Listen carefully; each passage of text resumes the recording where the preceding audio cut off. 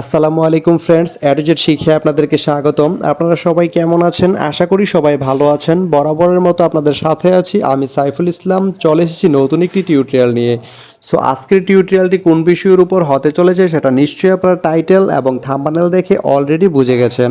তো আমি কথা বাড়াবো না, চলে যাব মেইন টিউটোরিয়ালে। আর মেইন টিউটোরিয়ালে যাওয়ার আগে একটা কথা বলে নিতে চাই, আপনি যদি আমার চ্যানেলে নতুন হয়ে থাকেন তাহলে অবশ্যই আমার চ্যানেলটি সাবস্ক্রাইব করে নোটিফিকেশন বেলটি অন করে দিবেন। আর যারা অলরেডি সাবস্ক্রাইব করে রেখেছেন তাদেরকে অনেক অনেক ধন্যবাদ।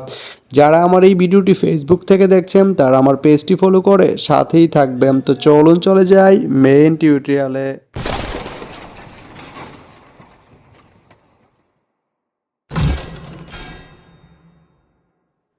তো বন্ধুরা, আজকে আমরা জানবো আপনি ঢাকা থেকে নোয়াখালীর বজরা যেতে কোন কোন ট্রেন রয়েছে, সেই ট্রেনগুলো ছাড়ার নতুন সময়সূচি, ভাড়ার তালিকা, বন্ধের দিন এবং গিয়ে পৌঁছতে কতক্ষণ সময় লাগবে বিস্তারিত। তা আমি যদি আপনাদেরকে প্রথমেই ভাড়ার তালিকাটা দেখিয়ে দেই, আপনি ঢাকা থেকে নোয়াখালীর বজরা যেতে এস চেয়ার বা শুভন চেয়ার যে সিট, এর মূল্য পড়বে 275 টাকা। এখন আমি যদি আপনাদেরকে ট্রেনের সময়সূচিগুলো বলে দেই, আপনি ঢাকা থেকে বজরা যেতে প্রথমে যে ট্রেনটি রয়েছে সেটি হচ্ছে উপকূল ট্রেনটি ঢাকা থেকে ছাড়বে দুপুর 3টা 10 মিনিটে এবং এটি বজরা গিয়ে পৌঁছবে সন্ধ্যা 7টা 53 মিনিটে। এই ট্রেনটি মঙ্গলবারের দিন বন্ধ থাকে।